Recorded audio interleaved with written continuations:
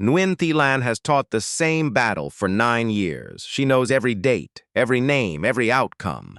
But she is standing at the river now, watching the water move, and something in her explanation just broke. The commemoration is in 2 days. She is the one who agreed to speak. Lan is 34 years old. She teaches history at a secondary school in Haiphong. She is not a nervous teacher. She is a good one. For 9 years, she has explained one of Vietnam's most famous military victories to teenagers. She knows the dates. She knows the names. She knows the outcome. Every year, her students write it down. Every year, they remember it. Then her school arranged a field trip. The class would visit the Bach Dang Heritage Site on the anniversary commemoration date. And Lan was asked to speak. Not in a classroom, but at the river itself. In front of her students, their parents, and local officials, she agreed immediately. She had given this explanation 100 times. She arrived 2 days early to prepare. She brought her notes. Her speech was almost finished. There is one detail that matters here. Lan has taught this battle every single year for 9 years. She had never once stood at the river where it happened. She did not think that was a problem. She did, until she watched the water move. Lan stands at the bank, notes in hand. She watches the tide. She knows the plan she has always taught. Ngo Quyen drove iron-tipped wooden stakes into the riverbed at low tide. The enemy fleet sailed in at high tide when the stakes were hidden. When the tide dropped, the stakes emerged. The fleet was trapped and destroyed. She has said those words so many times they feel like facts of nature. Automatic. Complete. But watching the actual river, she notices something. The tide does not drop fast. It is slow. It takes time, a long time. She watches the water level fall, and she starts to calculate. A naval commander watching the water recede around his ships would see the danger. He would order a retreat. His fleet was larger. It could fight its way back out. So why didn't it? Lan begins to wonder whether the stakes alone can explain everything she is seeing. Something else must have kept the fleet in place long enough for the river to do its work. She is speaking in 2 days, and she does not yet have the answer. She finds the heritage site's local historian and asks her question directly. He does not look surprised. He explains another part of the battle that Lan had never focused on. Ngo Quyen soldiers had to fight on the river at exactly the moment the tide was falling. Vietnamese forces on boats had to engage the Southern Han fleet, draw them upstream, deeper into the stake field, hold them there while the water dropped beneath the hulls. This was not a passive trap. It required soldiers to maintain an active battle for exactly the right amount of time, long enough for the tide to fall. Not so long that Vietnamese boats were also caught in the stakes. Lan has taught the mechanism for 9 years. She realizes she has rarely spoken about the people who carried it out with their lives. Her speech, as written, still does not include them.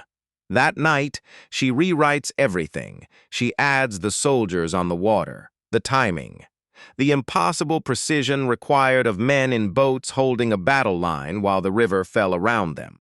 But then she stops. She cannot tell her students who those men were. The historical record gives her Ngo Quyen's name. It gives her his plan. It gives her the outcome. It does not give her the names of the soldiers who held the line while the tide dropped. She will stand at that river tomorrow and speak about a victory that required real people, and she cannot tell anyone who those people were. The speech feels incomplete. She does not know how to finish it. To understand why this broke Lan open, you need to understand what Bach Dang actually means to Vietnam. The year is 938 AD. Vietnam has been under Chinese rule for more than 1,000 years. Not a generation, not a century, 1,000 years. Independence had become for many people almost impossible to imagine as a real thing.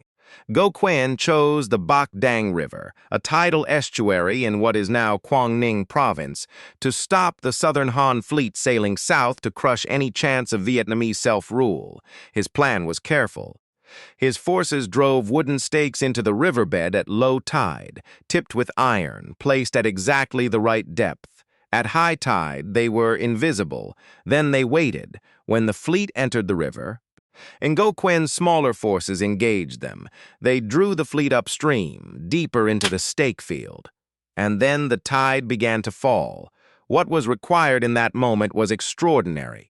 Vietnamese soldiers on boats had to hold an active battle against a larger fleet, not to win on the water, but to keep the fleet in place long enough for the river to finish the job. Too soon, the fleet escaped. Too long, Vietnamese boats were also destroyed. They had to read the water and the battle at the same time, in the middle of combat, after Bach Dang, Ngo established an independent Vietnamese state. 1,000 years of Chinese rule ended. That victory became the foundation on which later generations defended Vietnam again and again. The same river would see Vietnamese forces return centuries later, using the same tides and the same stake tactic to repel a Mongol invasion. This is why Vietnamese children learn this battle.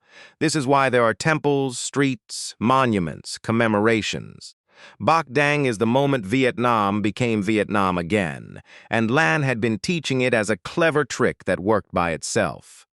The morning of the commemoration, Lan stands at the river. The students are there, the parents are there, the local officials are there. She begins the way she always does. The plan, the stakes, the tide, the outcome.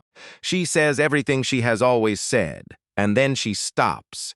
She tells her students that 2 days ago, standing at this same river, she realized something. She had always taught them what Ngo decided. She had never taught them what his soldiers had to do while he waited to see if the plan would work.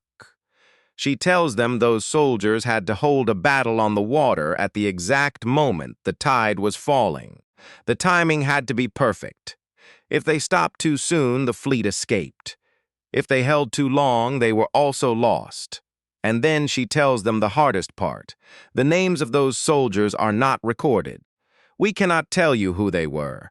We only know what they had to do and that they did it. Afterward, several parents approach her. One man stops her. His family has lived near this river for generations. He speaks quietly. He says his grandmother used to say the same thing, that the river remembers many people whose names were never recorded, that the water here holds something the documents do not. He says his grandmother told him this when he was a child. Standing at this same bank, Lan listens. She does not feel triumphant. She gave the most honest speech of her teaching career. She stood where it happened and said true things. But next year she will return to her classroom. She will teach this battle again. With better words now, with more honesty. And the names will still not be there. The gap at the center of the story does not close. It never will. Great victories are remembered because great leaders made them possible. But every great leader also depended on countless ordinary people whose names did not survive. Is there a victory in your country's history where the names at the center have been forgotten? Who are they? Tell us in the comments.